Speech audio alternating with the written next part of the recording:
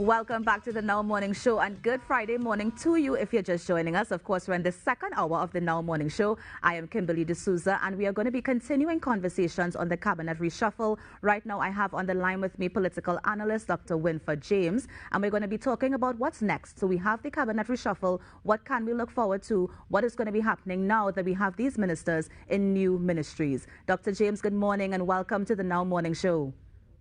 Good morning, Kimberly. Thanks for having me. Thank you so much for being here. Now, Dr. James, before we jump in, I just wanted to get your thoughts about the cabinet reshuffle that was announced on Wednesday. I mean, we have we no longer have Senator Rambarat, we have a new Attorney General, and of course, we have new ministers of planning and housing. What are your thoughts on this? Have we asked the Prime Minister, Kimberly? Why we can't ask you, Dr. James? He's the author of the reshuffle. He did not accompany his statement with any explanation, and therefore he has allowed us to be speculative. When he has the answer to the questions you are asking me. But I was caught by surprise. I wasn't expecting the reshuffle. And when I looked at the details of the reshuffle, there are things I don't understand. And if you don't mind, we can start with the shift of the Attorney General.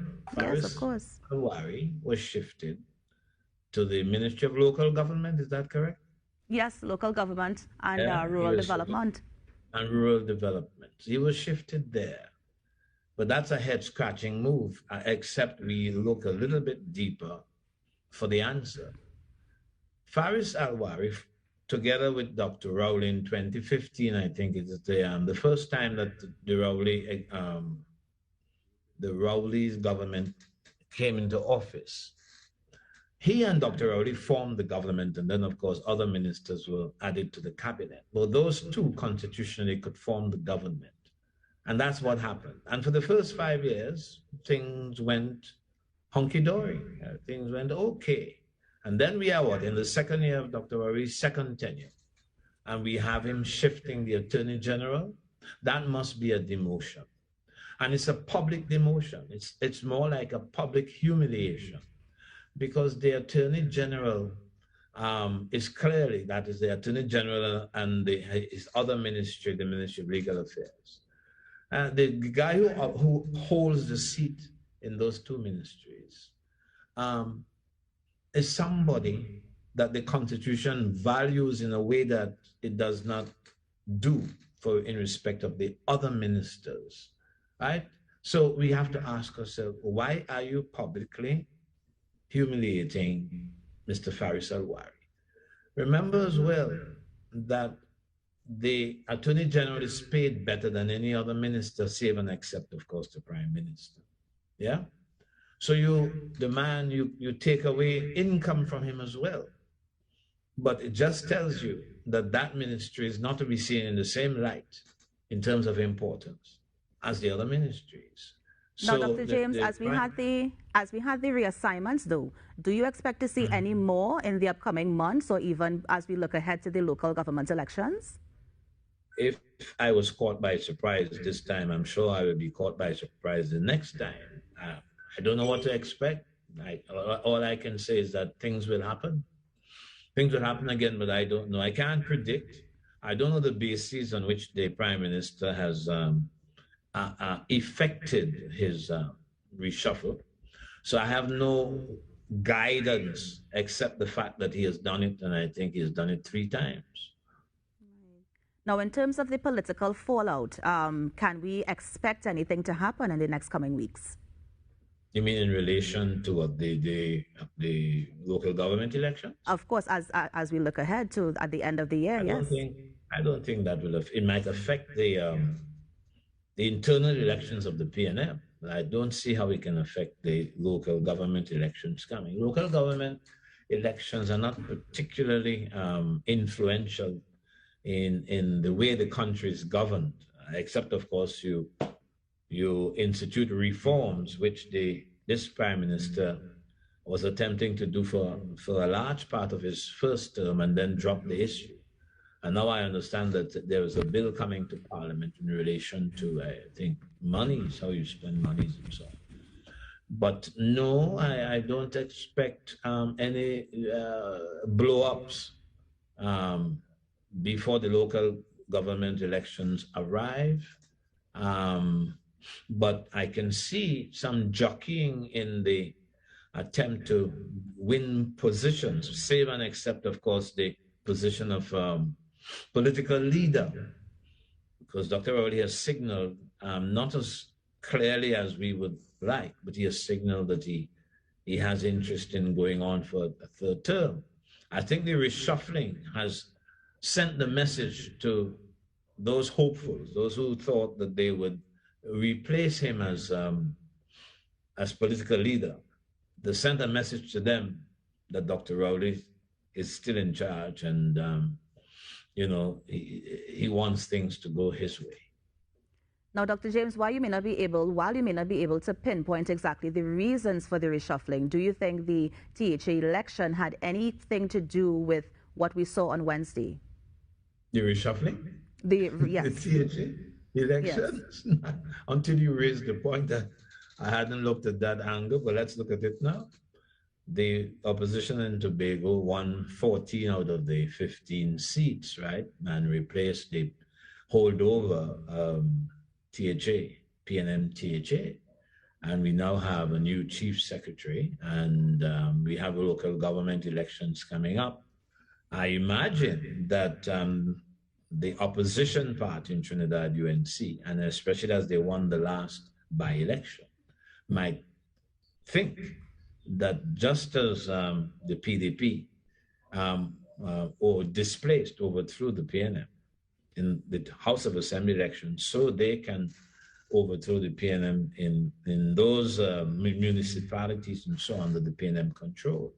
But, you know, the politics in Tobago is quite different from the politics in Trinidad. And so there are other considerations that will hold sway in Trinidad, a lot of it based on race, of course, that did not hold sway in Tobago. With respect to whether the Tobago House of Assembly had an influence on what Dr. Rowley did, I'm afraid I can't see that just yet, and maybe I have to give it more thought than I have time for on this program. Now, Dr. James, of course, as we look ahead to Parliament, right, because there are going to be some changes in Parliament, a lot of people are wondering, you know, who is going to replace Mr. Rambarat as the new leader of government business in the Senate. Do you have any thoughts on that, or what Parliament might look at? Because all they have to do is just the Prime Minister will dictate. Or you close your eye and you pick anybody. We have to believe that anybody is capable among the people who are in charge. I have no special preference, but I am sure that there are people there who can do what Rambarat, maybe not with Rambarat's style, and that's okay. You know, but the Prime Minister will say, this is the person I want. I don't know who the Prime Minister wants. So, but the point is there ought not to be any concerns there as to whether they are suitable persons. The Prime Minister, of course, has used the Senate to appoint ministers.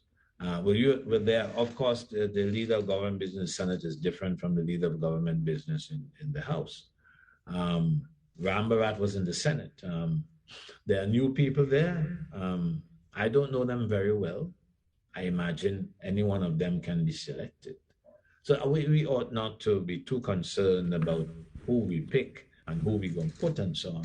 Those days have passed, you know. There are people who are capable, and there are people who the Prime Minister thinks is capable. Obviously, it's a judgment he's making, and he might err in those judgments, but there are people to start off with, and there are any number of ways to approach selecting one to be the leader of government business in the Senate. Now, Dr. James, we have a few minutes before we wrap it. I just wanted to get your thoughts on the appointment of Mr. Al-Arawi as the local government minister. Of course, Dr. Rowley did announce last week that he wants to bring local government reform back to the Parliament, and so this will be a very important legislation moving forward. Do you think Mr. Al-Arawi is ready to take it to that level? That he could have done that in the office of Attorney General. He's the advisor to the government on legal matters. He could have done it. He could have been retained in that function, in that portfolio, and done. what people think he's better able to do now. Remember that there is collective responsibility in the cabinet. Ministers report to the cabinet. Their views are not the only views that matter when decisions have to be taken. So I don't know that Dr. Al-Wari is going to make much of a difference from the efforts that have been made so far and which have been dumped. There's a resurrection of these attempts. But he has been demoted. In other words, do you demote a man to achieve that? Maybe the man is going to be happy, but I think he was publicly humiliated. I think that, so excuse me, please. Yes. Yes, I think he was humiliated, and I think he lost income as well, because the Attorney General is paid better than all the other ministers, save and except the Prime Minister, right? So he has to deal with a psychological problem, the belittlement, so to speak.